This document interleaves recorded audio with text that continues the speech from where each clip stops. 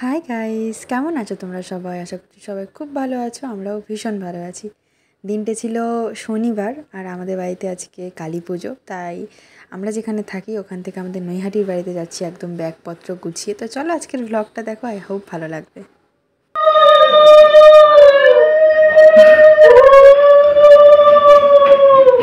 প্রথমে তো বাড়িতেই গেছিলাম, তারপর ছেলেকে, আমার বাবা, আমার শাশুড়ি মা, শ্বশুরমশাই, আমার বোন, আরও সবাই অনেকজনই এসছে এবারের কালী পুজোয়। কারণ এবারের কালী পুজোটা খুব স্পেশাল। তোমরা আস্তে আস্তে কালী পুজোর ভ্লগ দেন, আরও কিছু ভ্লগ আসবে, সেগুলোতেই বুঝতে পারবে কেন এত লোক এবারে এসেছে। তো আমরা ওদের কাছে দিয়ে খাইয়ে দাইয়ে আমি চলে এসেছি সোজা বড় মায়ের কাছে। কারণ ওর হচ্ছে একদম পরের দিনই, কালী পুজোর পরের দিনই ওর অন্নপ্রাশন। তো সেটার জন্য আমার মায়ের কাছে মানত ছিল যে আমি আমার ছেলের অন্নপ্রাশনের আগে মাকে পুজো করব, মায়ের প্রসাদও নিয়ে যাব ওকে মুখে দেওয়ার জন্য ওর প্রথমবার। তা আমি চলে এসেছি সোজা মা, মাসি সবার সাথে করে বড় মায়ের এখানে। লাইন তো তোমরা দেখতেই পাচ্ছ, মানে নেক্সট লেভেলের জাস্ট লাইন পড়েছে। মানে এত ভিড়, মানে কি বলবো আর, প্রচণ্ড গরম, রোদ, তার সাথে যে এতটা ভিড় হবে মানে ভাবনা চিন্তারও বাইরে। আর লাইন যে মানে কত অবধি গেছে সেটা তোমাদের বলে বোঝাতে পারবো না। এই সামনে যে লজটা দেখতে পাচ্ছ এটা হচ্ছে গোধূলি লজ, এটা একদম গঙ্গার পাড়ে। আর খুব স্মৃতি জড়িয়ে আছে এই লজটার সাথে, বিকজ এই লজটাতেই আমার বিয়ে হয়েছে নৈহাটির। এই হচ্ছে আমাদের পরিস্থিতি, দেখছোই তো তোমরা। এসছি বড় মায়ের মন্দিরে, বড় মায়ের যা এখন হয়েছে। আর এই পিছনের বিল্ডিংটা, এটাতেই আমার বিয়ে হয়েছিল, যেটা তোমাদের বললাম। আর এবার যাচ্ছি একটু গঙ্গাতে, একটু জল ছিটিয়ে আসবো। মানত তো ছিল অন্য কিছু, গঙ্গাতে স্নান করে দণ্ডি কাটাবার। রিসেন্ট যেহেতু সিজার হয়েছে তো সবাই বাড়ির লোকেরা বারণ করছে, অসুবিধা হবে, ওই জন্য একটু যাচ্ছি। এই যে আমার বেটু আছে, জল ছিটিয়ে আসি গঙ্গা থেকে, পাশেই গঙ্গা। এই যেটা নৈহাটি ফেরিঘাট, এই যে মা গঙ্গা। এটা কী রে? যেটা তোমাদের বললাম আর কি, মায়ের কাছে মানত ছিল দণ্ডি কাটবো, একদম গঙ্গা থেকে স্নান করে ওঠে দণ্ডি কাটতে কাটতে মায়ের মন্দিরে যাব। তো সেটা হচ্ছে আমার যেহেতু সি সেকশান হয়েছে সদ্য, মানে 6 মাসও হয়নি, তো আমার বাড়ির লোকেরা সবাই বারণ করলো যে না, এই অবস্থাতে দণ্ডি কাটা একটা খুব টাফ ব্যাপার। প্রথমবার এই ডিসিশান নিয়েছিস, কিন্তু প্রথমবার মানে তুই অতটা আন্দাজ করতে পারছিস না, কিন্তু মানে ভীষণই হয়।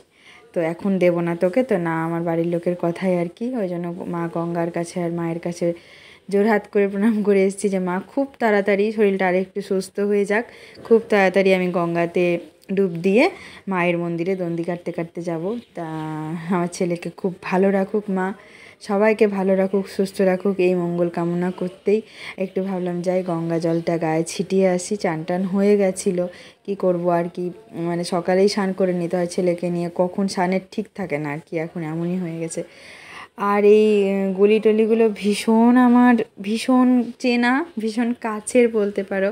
যেটা তোমাদের বললাম, একদম এই সামনে লজটা গোধূলি লজ, একদম গঙ্গার উপরেই, সেখানেই আমার বিয়ে হয়েছে, একদম বড় মায়ের মন্দিরের কাছে গঙ্গার উপরে। মানে এটা একটা উপরি পাওয়া বলতে পারো যে আমার বিয়েটা এখানে হয়েছে, এই জায়গাটাতে যেখানে বড় মা আছে। আমার বিয়ের সময়ও সবাই পুজো করেছিল আমার বাড়ির লোকেরা বড় মাকে, আর আমি আসতে পারিনি যেহেতু বিয়ের সময় বুঝতেই পারছো কত রকমের এটা ওটা নিয়ম থাকে, কাজ থাকে, হয়ে ওঠেনি। বাট বিয়ের পরে আমি অনেকবার এসেছি, যেহেতু আমার শ্বশুরবাড়ির একদম কাছেই বড় মায়ের মন্দির, তো আমি অনেকবার এসেছি। আর এখন নৈহাটিতে তো থাকি না, এয়ারপোর্টের এখানে থাকি, তো নৈহাটি গেলেই পুজো করি, মায়ের কাছে যাই। তো ছেলে হওয়ার পর প্রথমবার পুজো করতে গেলাম, ছেলেকে নিতে পারিনি কারণ এখন অনেকটা ছোট, তো তাই। তো নিয়ে যাব মায়ের কাছে, খুব তাড়াতাড়ি ছেলেকে নিয়ে যাব পুজো দিতে আবার। মা সবাইকে সুস্থ রাখুক, ভালো রাখুক, মায়ের কাছে এই কামনা করতেই গেছিলাম আমরা। বাড়ি এসেছি কিছুক্ষণ আগে, এসে প্রথমেই গেছি ছাদে, কারণ আজ তো আমাদের বাড়িতে কালী পুজো।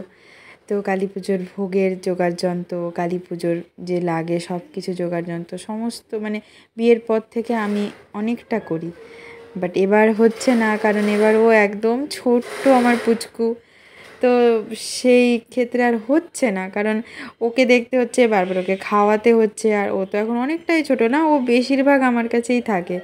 তো ওই জন্য আমার শাশুড়ি মা বলেছে তোমাকে এবছর কিচ্ছু করতে হবে না, অনেক লোকজন আছে, তুমি শুধু ওকে দেখো। ওকেই দেখছিলাম। আর তারপরে এর মধ্যেই ঢাকের কাঠি পড়লো কানে, দেখলাম মা এসেছে। আর ছুটে গেলাম মায়ের কাছে মাকে দেখতে। মা এসেছে বলে কথা, মাকে তো উলুধ্বনিতে মাকে বরণ করেই নিতে হবে। 1 বছর পর মা এসছে আমাদের বাড়িতে, সবাই মিলে মাকে নিয়ে যাচ্ছে। ওই যে আমার জামাইবাবু, এবার অনেকজন এসছে, তোমরা আস্তে আস্তে সবাইকে দেখতে পাবে। যেহেতু পরের দিনই আমার ছেলের অন্নপ্রাশন, মা একদম ডেটে করেছে, মানে নিজের পুজোর প্রসাদই আমার ছেলের মুখে দেবে বলে, মানে একদম পুজোর পরের দিনই, মানে ভাবতে পারছো। আরে একটা ডেট তো থাকতো, মানে আমার ছেলের অন্নপ্রাশন হয়েছে জ্যৈষ্ঠ মাসে মাত্র একটাই অন্নপ্রাশনের ডেট, সেটা ছিল মনে হয় এই 25-26 তারিখ আই থিঙ্ক। আর একদম পুজোর ডেট তো আগে থেকেই ফাইনাল ছিল। এইবার দেখছি একদম তার আর এদিক ওদিক করিনি কোনোটাই ডেট, একদম যেটা মায়ের ইচ্ছে সেটাই আমরা রেখেছি। তো আগে তোমরা দেখতে পাবে মায়ের পুজো, ছেলের অন্নপ্রাশন, সব ব্লগ আস্তে আস্তে আসবে। আই হোপ তোমাদের ভালো লাগবে। তো আজকের মতন এই ব্লগটাকে এইটুকুই রাখলাম। সবাই খুব ভালো থেকো, সুস্থ থেকো, আর আমার ছেলেকে খুব আশীর্বাদ করো, আর ভালো থেকো সবাই। পুজোর ভ্লগের সাথে দেখা হচ্ছে।